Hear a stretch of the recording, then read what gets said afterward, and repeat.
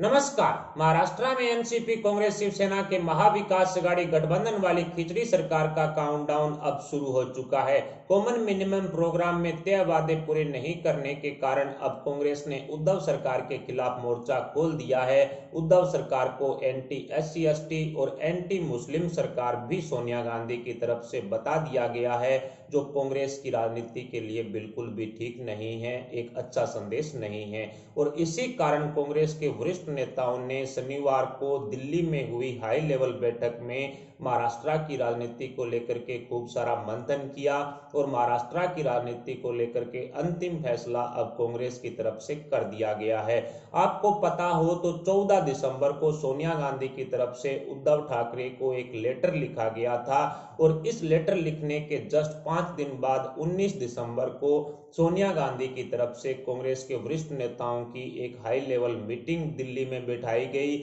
और इस मीटिंग में महाविकास आघाड़ी गठबंधन और कांग्रेस की भूमिका को लेकर के खूब सारा मंथन हुआ और इस मंथन का नतीजा ये निकला कि महाविकास आघाड़ी गठबंधन में कांग्रेस की तरफ से अब कई तरह के सवाल खड़े कर दिए गए हैं। जिस तरह से महाविकास आघाड़ी गठबंधन की कार्य प्रणाली को लेकर के, कार्यशैली को लेकर के जो कांग्रेस की आला कमान सोनिया गांधी की तरफ से उद्धव ठाकरे को चिट्ठी लिखी गई है, उसमें एंटी मुस्लिम और एंटी एससी एसटी वाली सरकार उद्धव सरकार को बता दिया है। यानी कि जो दलित हैं या फिर आदिवासी हैं, मुस्लिम समाज को जो 5% आरक्षण देने का बात हुई थी, इस तरह के वादे हुए थे, उन पर उद्धव सरकार द्वारा काम नहीं करने के कारण अब कांग्रेस पूरी तरह से नाराज चल रही है। लेकिन उद्धव ठाकरे को लिखे गए इस पत्र से एनसीपी प्रमुख शरद पवार कांग्रेस से नाराज हो चुके हैं। जी हां दोस्तों, शरद पवार और एनसीपी के नेताओं ने इस लेटर पर अपनी नाराजगी जाहिर की है। एनसीपी प्रमुख शरद पवार ये भली भांति जानते हैं कि सोनिया गांधी द्वारा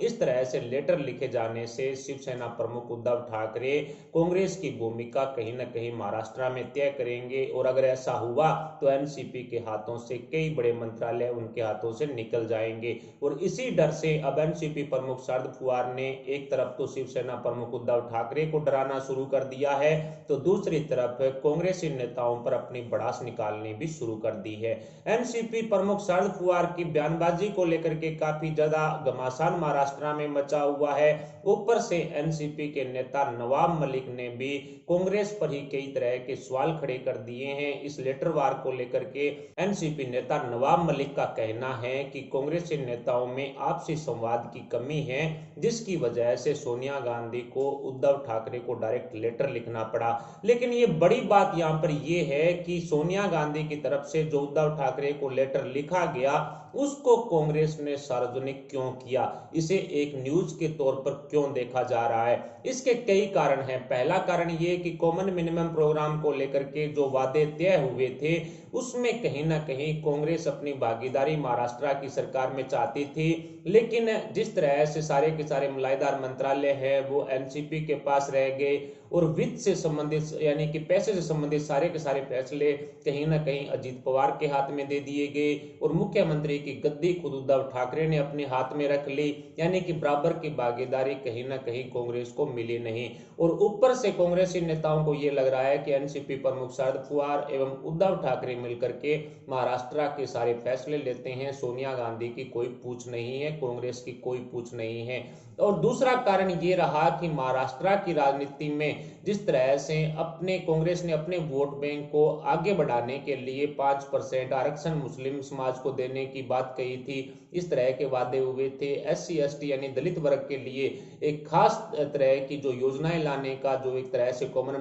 मिनिमम प्रोग्राम में जो तय हुआ था उस पर कहीं ना कहीं उद्धव सरकार द्वारा काम नहीं किया गया है। और अब महाविकास आघाड़ी गठबंधन में एनसीपी प्रमुख शरद पवार यूपीए अध्यक्ष बनने की लालसा पाले हुए हैं। एनसीपी नेताओं ने शरद पवार को यूपीए अध्यक्ष बनाने की आवाज उठाना शुरू कर दी है, जिसकी वजह से कांग्रेसी नेता पूरी तरह से आग बबूला हो गए हैं। और पिछले दिनों ही महाराष्ट्र के अंदर 20,000 करोड़ रुपए का एक बिजली घोटाला भी सामने आया था यानी कि जो बिजली ऊर्जा मंत्री हैं वो कांग्रेस की तरफ से हैं और उस पर एनसीपी नेताओं ने खूब सारे तंज कसे थे, जिसकी वजह से भी अब कांग्रेस अपने आप को महाराष्ट्र में अलग थलग समझने लग गई है। और अब महाविकास आघाड़ी गठबंधन में इस तरह से उद्धव ठाकरे को पत्र लिखने का मतलब यही है कि कांग्रेस अपने बहाने कंप्लीट कर रही है, अपनी तरफ से सारी फॉर्मेलिटी पूरी कर रही है कि हमने महाविकास आघाड़ी गठबंधन निर्माण के सारे नियम और कानून हैं उन पर काम किया और उद्धव ठाकरे से जो वादे करवाए थे उन वादों को लेकर के 1 साल पूरा होने के बावजूद भी किसी तरह का काम नहीं होने की वजह से एक लेटर भी सोनिया गांधी की तरफ से उद्धव ठाकरे को लिखा गया और उसके बावजूद भी काम नहीं होने की वजह से कांग्रेस महाविकास आघाड़ी गठबंधन से बाहर आ गई। ये जवाब जनता को देने के लिए कहीं ना कहीं कांग्रेस आला कमान सोनिया गांधी की तरफ से उद्धव ठाकरे को ये लेटर लिख करके उसे सार्वजनिक किया गया है। लेकिन इस लेटर वार से अब एनसीपी और कांग्रेस में काफी ज्यादा घमासान मचा हुआ है। एनसीपी के नेता नवाब मलिक ने कांग्रेस पर सवाल खड़े कर दिए हैं और इसके साथ ही अजीत पवार को लेकर के भी नवाब मलिक की तरफ से बयानबाजी की गई है कि अजीत पवार कांग्रेस की कहीं ना कहीं तरफदारी कर रहे हैं। पिछले दिनों ही एनसीपी प्रमुख शरद पवार ने राहुल गांधी की क्षमता और काबिलियत पर सवाल उठाए थे, कांग्रेस पर कई तरह की टीका टिप्पणी की थी। उस दौरान भी एनसीपी नेता अजीत पवार ने शरद पवार का समर्थन नहीं किया था, जिसकी वजह से अब नवाब मलिक ने अजीत पवार पर कई तरह के सवाल खड़े कर दिए हैं और दूसरी तरफ कांग्रेसी नेता अजीत पवार को कहीं ना कहीं अपने रास्ते का रोड़ा समझ रहे हैं। कई तरह के फंड वगैरह को लेकर के भी कांग्रेसी नेताओं ने कई तरह के तंज एनसीपी पर कसे से उद्धव ठाकरे पर कसे थे। इसकी शिकायत भी सोनिया गांधी से की थी और कुछ फंड नहीं मिलने का कारण था कि एनसीपी के नेता अजीत पवार के हाथ में सारे के सारे जो वित्त संबंधी जो मामले हैं वो सारे के सारे उनके हाथ में हैं। इस वजह से वित्त विभाग उनके पास होने की वजह से कहीं ना कहीं कांग्रेस के नेताओं को उनके जो नेताओं का फंड है वो भी नहीं मिल रहा है और इसकी शिकायत कांग्रेस आला कमान को कांग्रेसी नेताओं की तरफ से की गई थी, जिसके बाद कांग्रेस आला कमान सोनिया गांधी ने एक हाई लेवल मीटिंग दिल्ली में बैठाई और इस मीटिंग में कांग्रेस के वरिष्ठ नेताओं ने कई बड़े फैसले किए, जिससे महाराष्ट्र की राजनीति में हड़कंप मचा हुआ है, खलबली मची हुई है। साथ ही नवाब मलिक ने अजीत पवार को लेकर के जो सवाल उठाए हैं उससे एनसीपी के भीतरी जो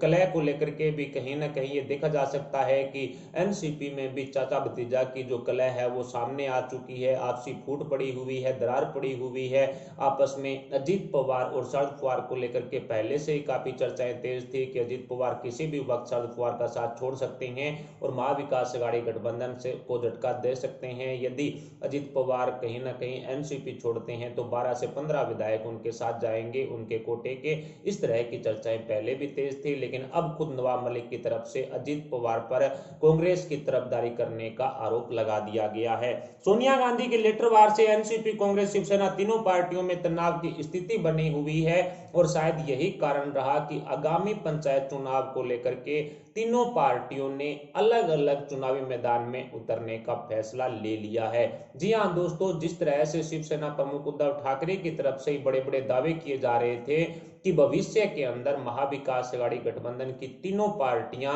सभी चुनाव एक साथ मिलकर लड़ेगी, लेकिन पहले ही पंचायती राज के चुनाव में कहीं न कहीं ये आपसी कलह सामने आ रही है कि तीनों पार्टियां अलग अलग चुनावी मैदान में उतरेगी। कहा जा सकता है कि शिवसेना के बड़े बड़े दावों की अब हवा निकल रही है, जिस तरह से पंचायती राज चुनाव को लेकर के, आगामी पंचायत चुनाव को लेकर के एनसीपी, कांग्रेस, शिवसेना तीनों अलग अलग चुनावी मैदान में उतरेंगी। इस तरह की खबर आने के बाद शिवसेना के दावों की हवा निकलती हुई साफ दिखाई दे रही है। महाराष्ट्र सरकार की पटकथा एनसीपी प्रमुख शरद पवार ने लिखी थी, उन्हीं के इशारे पर कांग्रेस और शिवसेना एक साथ आए थे, लेकिन अब महाराष्ट्र की सरकार गिराने, उद्धव सरकार गिराने में भी मुख्य भूमिका एनसीपी प्रमुख शरद पवार की ही रहेगी, क्योंकि कांग्रेस में बवाल सबसे ज्यादा तब मचा था जब यूपीए अध्यक्ष और यूपीए की तरफ से प्रधानमंत्री पद का उम्मीदवार बनाने के लिए एनसीपी प्रमुख शरद पवार का नाम चला था। इस तरह की आवाज उठी थी।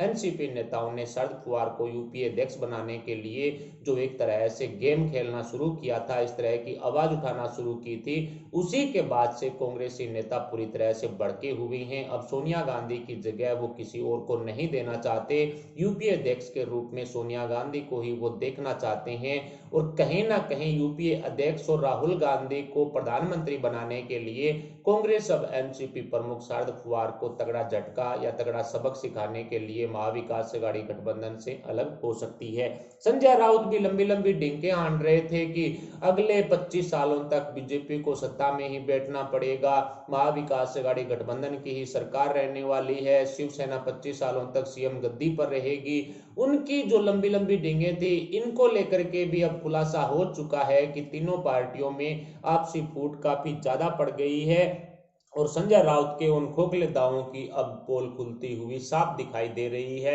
सोनिया गांधी की तरफ से उद्धव ठाकरे को लिखे गए एक लेटर ने महाविकास अघाड़ी गठबंधन में तीनों पार्टियों की आपसी फूट को अब सड़कों पर ला करके रख दिया है। कांग्रेस और सोनिया गांधी के इस लेटर वार के बाद हो सकता है कि शिवसेना प्रमुख उद्धव ठाकरे कांग्रेस की दखलंदाजी महाराष्ट्र की उद्धव सरकार में करे, लेकिन कांग्रेस या फिर सोनिया गांधी की दखलंदाजी उद्धव सरकार में हुई तो तय है कि एनसीपी प्रमुख शरद पवार इस महाविकास अघाड़ी गठबंधन से बाहर आएंगे और कांग्रेस की अनदेखी उद्धव ठाकरे की सीएम गद्दी छीन सकती है। यानी कि यदि कांग्रेस महाविकास अघाड़ी गठबंधन में दखलंदाजी देती है, सोनिया गांधी इस गठबंधन में आकर के बराबर की हिस्सेदारी मांगती है या अन्य किसी मुद्दे को लेकर के दखलंदाजी देती है, तो निश्चित है कि एनसीपी प्रमुख शरद पवार के हाथों से, उनकी पार्टी के हाथों से मलाईदार मंत्रालय खिसकेंगे और अगर ऐसा हुआ तो मान करके चलिए शरद पवार किसी भी हालात में शिवसेना के साथ गठबंधन में नहीं रहेंगे। और यदि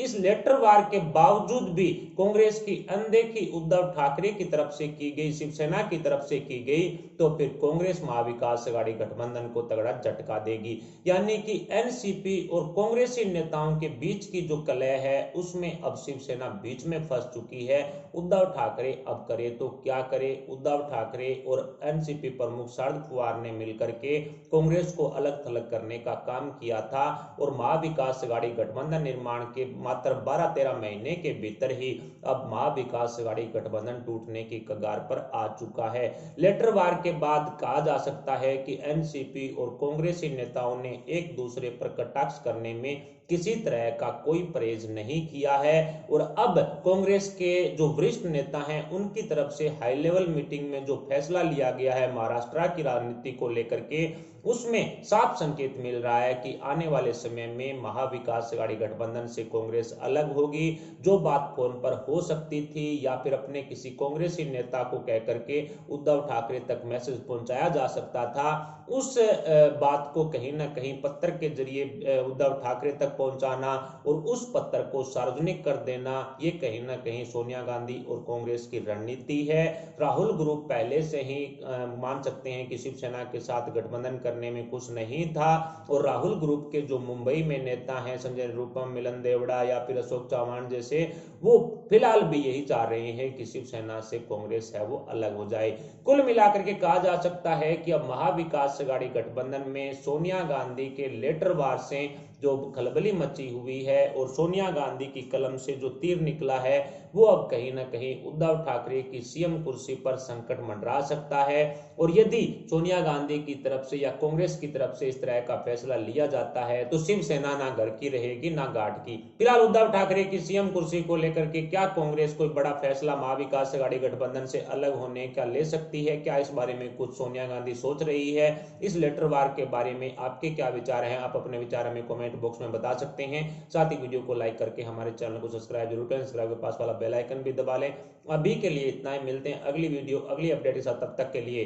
जय हिंद जय भारत।